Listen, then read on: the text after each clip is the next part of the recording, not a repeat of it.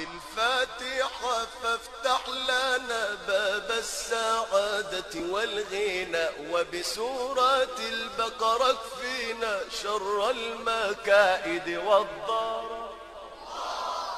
وبآل عمران اهدنا سبل السلام جميعنا، وبآل عمران اهدنا سبل السلام جميعنا، وبالنساء يا ربنا بالمائدة إن في القدر،